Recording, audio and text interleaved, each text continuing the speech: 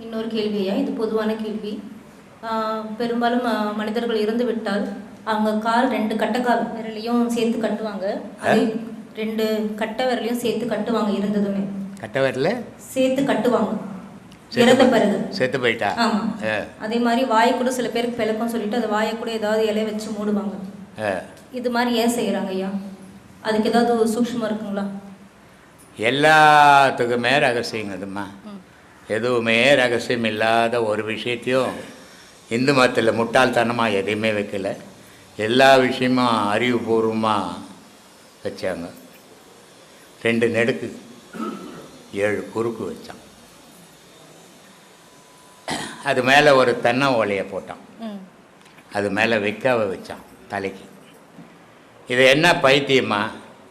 இதெல்லாம் இதுக்கு ஒரு கவுரு கட்டி வலிச்சுன்னு போனால் 4 கருவாடு வாங்கி தண்ணியில் ஊற வச்சு காலில் கட்டால் நாய் வலிச்சு ஓட்டுறோம் சுடுகாட்டில் இல்லை. ஆனால் இதெல்லாம் எதுக்காக இந்த 2 நெடுக்கு வைக்கணும், 7 குறுக்கு வைக்கணும், ஒரு 10 குறுக்கு வச்சா என்ன கணக்கு அப்படின்னா உன் உடலினுடைய அமைப்பு அதுதான். இந்த 2 நெடுக்குலையும் 7 குறுக்குலையும் தான் நீ வாழ்ந்துக்கணும். கூட என்னவா இருந்தது? ஓலைன்றது மண், வைக்கான்றது நெருப்பு. 2ல் தான் நீ வாழ்ந்துக்கணும். இந்த வாழ்க்கை உனக்கு இதோட முடிஞ்சு போச்சு, அதனால் இதெல்லாம் வச்சு அனுப்புகிறோம் அப்படின்னு பாடையை கட்டுறான். 2 காலை கட்டுறான், விரலை கட்டுறான். 2 நாடி இடைகளை பிங்களை ஓடிக்கின்னு இருந்தது. இன்றைக்கி 2 நாடியும் போயிடுச்சு, அது கட்டுப்பட்டு போச்சு, இல்லாமல் போயிடுச்சு அப்படின்னு 2 விரலை கட்டிட்டான். இந்த வாய்க்கும் மூக்குக்கும் வயிற்றுக்கும் தான் மூச்சு ஓடின்னு இருந்தது அப்படின்னு மூச்சு உயிர் போனவுடனே வாய் திறந்துக்குது. அதனால் வாயை வெத்தலை நசுக்கி வச்சு வாயில் வச்சு கட்டிடுவாங்க. இதெல்லாம் எதுவும் வீணான வேலைகள் செய்யலை. ஆனால் இன்றைக்கி இருக்கிற பைத்தியக்காரனுங்க அதை வீணுன்னு சொல்லின்னு இருக்கிறாங்க. எல்லாமே அறிவுபூர்வமாக இந்து மதத்தில் ஒவ்வொரு செயலும் அறிவுபூர்வமாக செய்து வச்சான். இப்போ ஒரு கோவிலுக்கு போனீங்கன்னா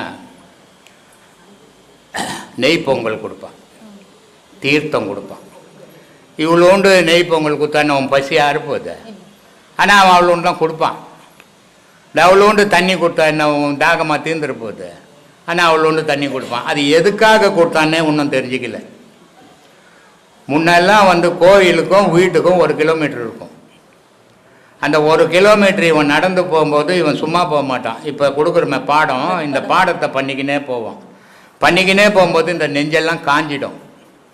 காஞ்சி போனதுக்காக போன உடனே இளநீர் ஊற்றி அந்த துளசியை போட்டு கோல்டுக்கு அந்த தீர்த்தம் கொடுப்பான். அதே மாதிரி இந்த காஞ்சி போந்தால நீ வீட்டுக்கு வந்துட்டு எதுனா சாப்பிட்டேன்னா அடைச்சிக்கும். அதனால் அந்த நெய் பொங்கலை கொடுத்தான்னா அது வழன்னு ஆக்கிடும். வீட்டுக்கு வந்து சாப்பிட்டேன்னா அடைக்காது. காரணத்தோடு கொடுத்தான், எதுவும் முட்டாள்தனமாக செய்யலை. ஆனால் இந்த முட்டாளுங்க இதெல்லாம் முட்டாள்தானோன்னு சொல்லின்னுக்கிறாங்க இன்றைக்கி.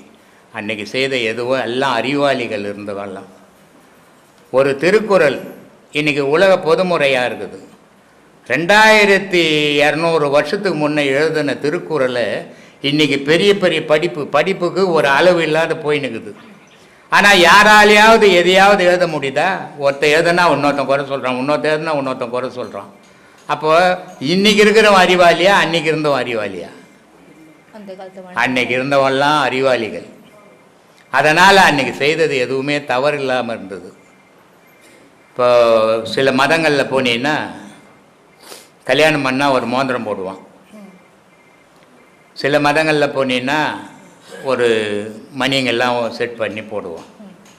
ஆனால் இந்த இந்து மதத்தில் தங்கத்தில் தாலி கட்டினான். மஞ்சள் கயிறு. இது எதுக்காக தங்கத்தில் அவன் தாலி செய்யணும்? இருக்கப்பட்டவனுங்கிறான், இல்லாதப்பட்டவனுங்கிறான். சரி, இல்லாதப்பட்டவன் எதுனா ஒரு கவுரு எடுத்துக்கு ராம கவுரு எடுத்து கட்டின்னு போகலாமே. இல்லாதப்பட்டவனாக இருந்தாலும் இருக்கப்பட்டவனாக இருந்தாலும் தங்கத்தால் எதுக்கு தாலியாக கட்டினான்னா, அந்த தங்கம்ன்ற பொருள் அந்த இதயத்தாண்ட உரசும் போது அவளுக்கு அந்த நினைவு வந்துக்கினே இருக்கும். நம்ம ஒரு இல்லறசி, நம்ம ஒரு குடும்ப பொம்பளை. காதில் எதுக்கு கம்மல் போட்டான் அப்படின்னா, அந்த காதில் போடுற கம்மல் தங்கத்தில் போடும்போது அந்த காற்று அந்த தங்கத்தில் போட்டு காதுக்கு போகும்போது உன் குணங்கள் சீராக இருக்குன்றதுக்காக இதை எல்லாமே வர்ணித்து வச்சான். ஆனால் இன்றைக்கி இருக்கிற நாகரிக காலங்கள் எல்லாம் இவ்வளோ பெருசு இன்னும் ஜெயிலில் விலங்கு போடுற மாதிரி மாட்டின்னு தொங்குது காதுங்கள் எல்லாம். பார்த்தா பயமாகுது. எங்களுக்கும் பயமாக தான் இருக்கு காதல். ஏன்னா அன்னைக்கு செய்ததெல்லாம் அறிவுபூர்வமாக செய்தான், இன்னைக்கு பண்ணுறதெல்லாம் அலங்காரத்துக்கு பண்ணிங்கிறானே தவிர அறிவுபூர்வமாக பண்ணலை. இதனால் இந்த தவறுகள் அதிகமாக நடக்க ஆரம்பிச்சிருச்சு. என்ன பண்ணுறது? அதனால் இந்த கால் கட்டுறதெல்லாம் எதுவும் சும்மா இல்லை, எல்லாம் சரியாக செய்தாங்க. அது மூலியமாக ஏதாவது வாய்வு போகும், அது ஏதாவது இருக்கா ஐயா? அது மூலியமாக வாய்வு ஏதாவது போகும், அதனால கால் கட்டுறாங்க. நீங்கள் ஒருத்தர் கூட சொல்லியிருக்கீங்க, தனஞ்சயன்ற வாய்வை பற்றி பேசியிருக்கீங்க. அதாம்மா 10 வாயுக்கள் ஒரு மனிதனுடைய உடலில் இயங்குது. அந்த 10 வாயுக்களில் 9 வாயுக்கள் இறக்கம் தருவாயில் ஒன்று சேர்ந்து போயிலே போயிடும். ஒரு வாயு தனஞ்சயன்ற வாயு மட்டும் உடலில் இருக்கும். அந்த தனஞ்சயன் வாயுனுடைய வேலை என்னன்னா, அந்த இருக்கிற பொருளை அழிச்சிட்டு போயிடணும், அந்த அடையாளமற்ற ஆக்கிடணும். அதுதான் அந்த தனஞ்சயனுடைய வேலை. தனஞ்சயன்னா அர்ஜுனன் அர்த்தம். அது என்ன ஆகிடும், செத்த உடலை காற்று, அந்த தனஞ்சயன்ற காற்று ஊதி அதை வீங்க வச்சு மூக்கில் வாயிலெல்லாம் ரத்தம் வர வச்சு வெடிக்க வச்சு கட்சியில் அது இல்லாத ஆக்கிட்டு போகும். அதுக்காக அந்த ஒரு காற்று மட்டும் உடலில் தங்கும், 9 காற்றுக்களும் வெளியே போயிடும். இப்படி போவோம். இது கட்டுறதால அந்த வாயுவுக்கு சம்பந்தம் கிடையாது. இது ரெண்டு வாயு பிராணன் அபானன் இருந்தது, ரெண்டும் போயிடுச்சு, இனி வாயு இல்லை அப்படின்னு கால் கட்டுறது. அதனால் அந்த கட்டை வரல கட்டுறாங்க. சொல்லுவா. ஒரு விசேஷ நாள்னு சொல்கிறாங்க ஐயா, முகத்த நாள்னு சொல்கிறாங்க. அதெல்லாம் வந்து நிச்சயமாக அது அந்த மாதிரி நாளில் செய்யலாம் ஐயா. ஈர்த்துன ஓடுற உனக்கு விசேஷ நாளுக்குதா, முகத்த நாளுக்குதா? லவ் பண்ணிட்டு ஈர்த்துன்னு ஓடுறேன்னா உனக்கு விசேஷ நாளுக்குதாப்பா முகத்த நாள்? இல்லையா, இவன் மனசு தம்பா காரணம். அதுதான் சொல்கிறாங்க. முகூர்த்த நாளுன்றது அது ஒரு தொழிலுக்காக வகுத்து வச்சது. சரி, இந்தந்த நாள்கள் இந்தந்த நேரங்கள் நல்ல நேரங்கள் இருக்குது. இன்னைக்கு ஜோசியமே பொய்யா போயிடுச்சு. ஆமாம் ஐயா. காரணம் என்ன, அன்னைக்கு ஆதியில் கிரகத்தை வச்சு ஜோசியம் கணிச்சிருந்தோம். இன்னைக்கு கிரகங்கள்லாம் மாறி போச்சு, ஜோசியம் அதனால சொல்கிறதெல்லாம் பொய்யா போகுது. ரெண்டாவது, முன்ன ஜோசியம் சொன்னவங்கெல்லாம் சத்தியத்தையே சொன்னாங்க, அவங்க காசுக்காக பார்க்கறது கிடையாது. அவங்க வந்து ஞானத்தில் இருந்தவங்க, ஜோசியத்தையும் தெரிஞ்சுக்கணுங்க, சொன்னால் அவங்க வார்த்தை சொன்னவே பொய்யாவாது. இப்போ தொழிலுக்காக ஜோசியமாகி போச்சு, எல்லாம் படிச்சுட்டு ஜோசியர் ஆகிட்டாங்க. ரெண்டாவது, கிரக சாஸ்திரங்களை இப்போ மாற்றி எழுதுகிற அளவுக்கு திறமசாலி யாரும் கிடையாது. அப்போ இருந்தவங்க திறமசாலிங்க, கிரகத்தை பார்த்தாங்க, மாற்றி எழுதுனாங்க. அதனால் இந்தந்த நேரத்தில் இந்தந்த ராசிக்காரம் பண்ணால் நல்லது நடக்கும்னு எழுதி வச்சான். அது எல்லா காலத்துக்கும் பொருந்தில்லை. உனக்கு எது பிடிக்குதோ நீ அதை செய்யிட்டு போ.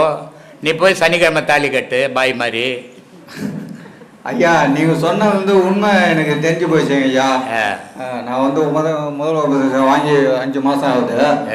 இப்போ 2வது உபதேசம் வாங்கிட்டு வந்துக்கிறேன் ஐயா. அதுதான் சரி, இது உண்மையா என்னான்ட்டு கேட்கலான்ட்டு. உண்மையா பொய்யான்னு அதை எப்படி சொல்லுவேன்? அப்படி இல்லையா, முகூர்த்த நாள் அது இது முகூர்த்த நாள் ஒருத்தன் கல்யாணம் பண்ணிக்கிறான். ஆமாம், யாரை போய் கேட்கலாம் இது உண்மையா பொய்யான்ட்டு? இல்லை, இதெல்லாம் நாள் வகுத்து வச்சுக்கிறாங்களே எப்படி என்னான்ட்டு. எல்லாம் கரெக்டாக தான் வகுத்தான். நீ நல்லா இருக்கணும்னு வகுத்து வச்சா, நீ தான் அதுபடி நடந்துக்கிறதே இல்லையா? முகூர்த்தம் சாலின்னு ஒருத்தன் தான் தெரியுமா, கேள்விப்பட்டுக்கிறியா? கேள்விப்படல ஐயா. அவர் தான் இன்னைக்கு மைசூர் மகாராஜா. அந்த சாலின்றவன் ஒரு ஐயர் பொண்ணுக்கு கல்யாணம் நடந்ததுன்னா தப்பாக நினச்சிக்காதீங்க, சொல்கிறேன்.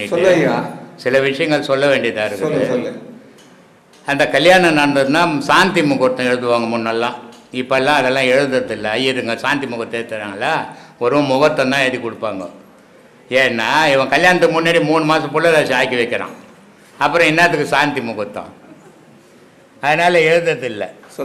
அப்போ வந்து சாந்தி முகூர்த்தம் எழுதி கொடுத்தா 3 மாதம் பொறுத்து தான் சாந்தி முகூர்த்தம் பண்ணணும் அப்படின்னு எழுதி கொடுத்துட்டான். அப்போ ஒரு கல்யாணம் ஆன பொண்ணும் கல்யாணம் ஆன பையனும் ஒரே வீட்டில் சும்மா இருக்க முடியாது அப்படின்ட்டு ஐயர் என்ன பண்ணிட்டான், பொண்டாட்டியை விட்டுட்டு நான் 3 மாதம் பொறுத்து வரேன் அப்படின்ட்டு கிளம்பி போயிட்டான். 3வது மாதம் வரும்போது வீட்டுக்கு வரணும். வந்தால் குறுக்க ஒரு ஆற்றுல அளவு மீறி தண்ணி போகுது.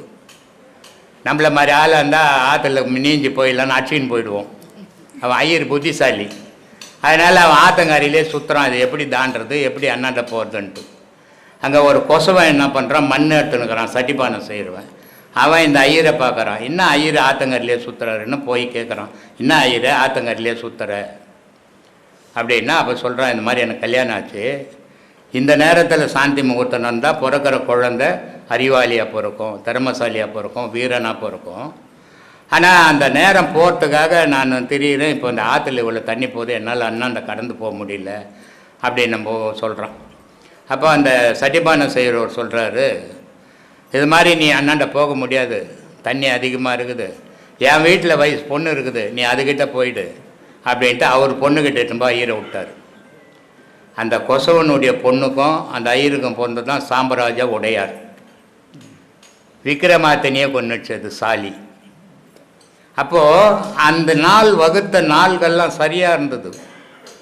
வகுத்தவனும் காசுக்காக வகுத்தவன் இல்லை, அதனால் அதெல்லாம் நடந்தது. இப்போ அதெல்லாம் சரியாக இருக்குதா சரியா இல்லையான்னு யார் போய் ஆராய்ச்சி பண்ணுறது? அதனால் அதெல்லாம் தேவையற்ற ஆராய்ச்சியெல்லாம் விட்டுடுங்க. உனக்கு எது மனசுக்கு சரின்னு போடுறதோ அதுதான் சரி. சரி ஐயா. அதை விட்டு போட்டு அவன் பண்ணது, அவன் ஆளுக்கு ஒரு தொழில் செய்வான். ஒருத்தன் நீ போவ, நீ ஒரு என்ன வேலை செய்கிற? நான் தரேன் பட்டுத்தறி. ஏமா பட்டுத்தறி பட்டுத்தறி பட்டுத்தறி பண்ணுற. இன்னொருத்தன் சொல்கிறான் காஞ்சிபுரம் போனால் காலாட்டிக்கினா சோத்துடலாம், பிச்சை எடுத்து சோத்துணுங்கன்றான். ஒரு காலத்தில் காஞ்சிபுரம் போனால் காலாட்டின்னு சோத்துடலாம், ஏன்னா தறி வீட்டுக்கு தறி. இப்போ தறி கிடையாது. ஒருத்தன் சொல்கிறான், ஏன் வேலை இல்லைடா பட்டு தறி நெஞ்சுங்கிற, வாடகை என் கூட கொளுத்து வேலை ஒரு நாளைக்கு 2000 ரூபாய் வாங்கி தரான்றான். ஒவ்வொருத்தருக்கும் அவங்கவுங்க செய்கிறது சரியாக இருக்கும். அதனால் உனக்கு எது சரியா அதை செய். சரி ஐயா. இப்போ நம்ம வீட்டை விட்டு புறப்படுறோம் ஐயா. வீட்டை விட்டு புறப்படுறோம், வெளியே வரும்போது இப்போ முண்டிச்சாரவரும் வந்தாங்கன்னா அவங்க எதில் போகக்கூடாது, ஒதுங்கி நிற்கிறாங்க. அவங்க மனசு கஷ்டப்பட்டு அவங்க வீட்டு நம்மளை பார்த்து ஒதுங்கி போகிறாங்க. அவங்க போயிட்டு பிறகு இன்னொருத்தர்கிட்ட சொல்கிறாங்க, நான் வரேன் என்னை பார்த்துட்டு ஒதுங்கி நிற்கிறாங்க, இதெல்லாம் எப்படி இது அப்படின்ட்டு அந்த அம்மா உன் பொண்டாட்டி முண்டிச்சாக மாட்டால, உன் தாய் முண்டிச்சாக மாட்டால, எத்தனையோ வீடியோவில் சொல்லியிருக்கிறேன். இதெல்லாம் இன்னொருத்தர் மனம் புண்படுற மாதிரி நடந்துக்காதீங்க, பேசக்கூடாது, நடக்கக்கூடாது. அவன் உனக்கு நடக்கிறத அவங்க வந்ததால் நடக்க போறது இல்ல. யாரும் வரலாம் கூட பஸ்ல போய் மாட்டிக்க போற, அப்புறம் நான் அவங்க வந்ததால் தான் மாட்டிக்க போற. இது தன்னை தானே ஏமாத்திக்கணும், இன்னொருத்தர் மனசும் புண்படுத்துறது. அவங்க முடிஞ்சா இருந்தா அது அவங்களோட போதும். உன்ன என்ன பண்ணிச்சு? அந்த அம்மா சொல்லிட்டு அழுகுறாங்க, எங்க வீட்டுக்கார மாட்டு இனிமேல் நான் வரும்போது இந்த மாதிரி நடந்து. அதெல்லாம் இந்த மாதிரி மூடணுங்க அதிகம் ஊர்ல. அதனால் அதெல்லாம் பார்க்கக்கூடாது. எனக்கு என்ன நடக்கணுமோ அது நடந்தே தரும், யார் வந்தாலும் வரலனாலும். உன் பொண்டாட்டியை போய் நான் போகிறேம்மா, கடன் கேட்க போகிறேன், கடங்காரன் கடன் கொடுக்கணும், நீ எதிர வாமான்றான்.